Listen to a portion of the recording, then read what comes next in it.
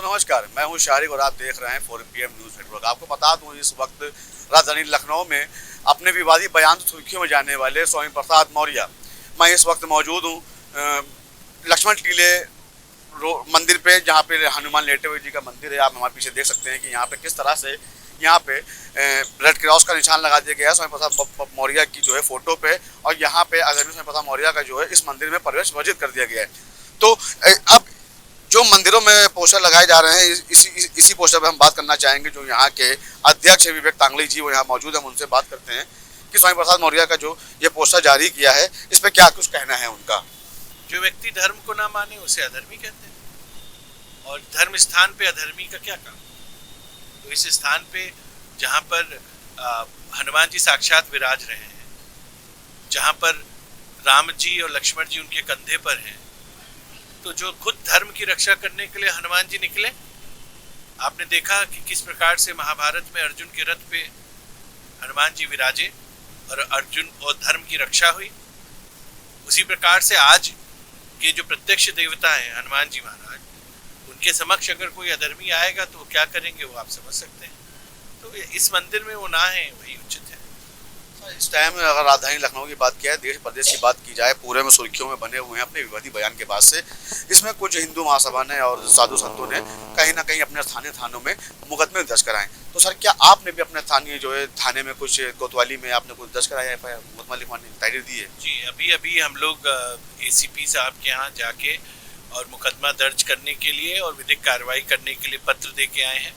हमारे साथ कई संगठन थे, हमारे साथ एक तो लेटे हुए हनुमान जी मंदिर की तरफ से गया, धर्म रक्षा संघ की तरफ से गया, शुभ संस्कार समिति की तरफ से गया, गुलाला घाट समिति की ओर से गया, और भी कई धार्मिक और गैर राजनीतिक संगठन थे जिनकी ओर से गया। विप्र फाउंडेशन है, उनके भी पदाधिकारी रहे। तो इस प्रकार से कई लोग इकट्ठा जाके हम लोगों ने ACP साहब को दिया है और विधिक कार्रवाई करने के लिए उनसे अनुरोध किया है। क्या सर, अब एक बड़ा कदम उठाने वाले हैं आप लोग? अगर मैं बात करूँ हिंदू महासभा की या सभी संगठनों की, तो क्या ऐसे ही सारे मंदिर में उनका पोस्टर जारी किया जाएगा जिसे पद लगाया जाएगा? देखिए, हम लोगों ने अपने मंदिर के माध्यम से सभी मंदिरों को अपील की है कि इस प्रकार से उनका प्रवेश वर्जित करें। और बाकी रही बड़े कदम की, तो मंदिर धर्म स्थान होता है और हम लोग यहाँ पर अपने देवता की, अपने ईश्वर की पूजा पाठ और नित्य पूजन अर्चन के लिए रहते हैं, और हमारा किसी प्रकार का कोई राजनीतिक कदम नहीं रहता है। हम जो भी हैं, जहाँ भी हैं, हम मंदिर में रह के ही अपने सब वो करते हैं। और ये एक संदेश है, यहाँ मंदिर से निकले हुए संदेश दूर दूर तक जाते हैं। इसलिए यहाँ से ये संदेश है कि जो भी अधर्म की बात करे, हम सब सनातनियों को उसका बाइकआउट करना चाहिए। और निश्चित रूप से आगे आने वाले जब भी कोई अवसर हो जहाँ पर इनके कोई भी ऐसे कार्यक्रम हो, तो निश्चित हम सनातनियों को तो इनके किसी कार्यक्रम में नहीं जाना चाहिए। और वो वर्तमान में जिस भी पार्टी में है, और मैं तो उनके अध्यक्ष जी से ये अनुरोध करूंगा कि वो देख समझ के किसी अधर्मी को पार्टी में रखें, क्योंकि अधर्म का साथ देने वाले कौरवों के पास तो आपको पता है कि अक्षौहिणी सेना भी थी, परंतु पांडवों ने कैसे उनको पराजित कर दिया। तो इसलिए अधर्मी लोगों को वो अपनी पार्टी से दूर रखे। निश्चित रूप से हनुमान जी का आशीर्वाद उनको भी मिलेगा। तो इसलिए अधर्म को दूर रख के धर्म का संग दें और इस प्रकार के अधर्मियों को दूर रखें। अभी तक कोई बयान नहीं आया इस पे अध्यक्ष का? नहीं, मैंने तो कई उसमें देखा कि उन्होंने कहा है कि इस पार्टी से इनके बयान का कोई लेना देना नहीं है। और निश्चित रूप से जो मनीषी व्यक्ति होगा, जो राजनीतिक व्यक्ति होगा, वो किसी धर्म के अनर्गल बयानों में नहीं फंसेगा।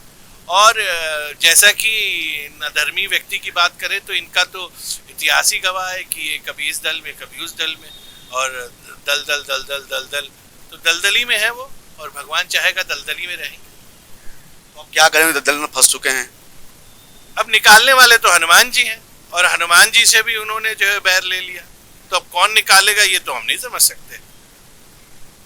तो अब तो राम ही जाने, और राम को वो जानते नहीं।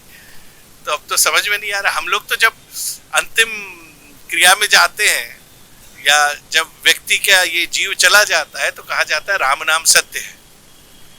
लेकिन अब मैं ये नहीं समझ पा रहा हूँ क्या कहा जाएगा। राम नाम अगर सत्य नहीं है तो किसका नाम सत्य कहा जाएगा, ईश्वर जाने। तो अब वो क्या कहेंगे? जब राम नाम सत्य नहीं तो वो क्या कहेंगे? कहाँ जाएंगे? अब ये तो मेरे ख्याल से आप उनसे पूछिए, क्योंकि ऐसे विद्वान लोगों से ही इस विषय में बात की जाए। हम लोग तो सेवक हैं, हम लोग तो दास हैं, हनुमान जी के चरण दबाते हैं, हनुमान जी की सेवा में पड़े रहते हैं, इससे ज्यादा कुछ पता नहीं। 2 ही शब्द आते हैं, राम राम राम राम राम राम। तो बाकी जो इतनी ज्ञान की बातें हैं, जो इतनी ज्ञान की बातें खोज के निकाले हैं रामचरितमानस से, उन्हीं से पूछिए राम को हटा के क्या करेंगे। यहाँ तो एक बात है, जो राम का नहीं वो हमारे किसी काम का नहीं। ये हमारे साथ विवेक तांगले जी थे, जो अध्यक्ष हैं लेटेव हनुमान मंदिर के। उन्होंने ये साफ तौर पे कह दिया है कि जो राम का नहीं वो हमारा नहीं, और मैं हनुमान जी के चरणों में हूँ। अब इस पे देखना ना ये होगा कि अब ये जो सुर्खियों में अपने विवादी बयान से जाने जाते हैं, इस पे सभी संगठनों ने, चाहे वो हिंदू महासभा हो, चाहे वो संत हो, साधु हो, उन्होंने एकजुट उनके और खिलाफ जो है तहरीर देना स्टार्ट कर दिया, सभी थानों में, सभी चौकियों में। और जो इस मंदिर के अध्यक्ष हैं, उन्होंने भी चौक थाना क्षेत्र में एक तहरीर दी है उसके खिलाफ मुकदमा लिखवाने की। तो इसी खबरों से देखने जुड़े हमारे साथ, मैं हूँ लखनऊ से 4 नेटवर्क के लिए अमोद शारी की रिपोर्ट।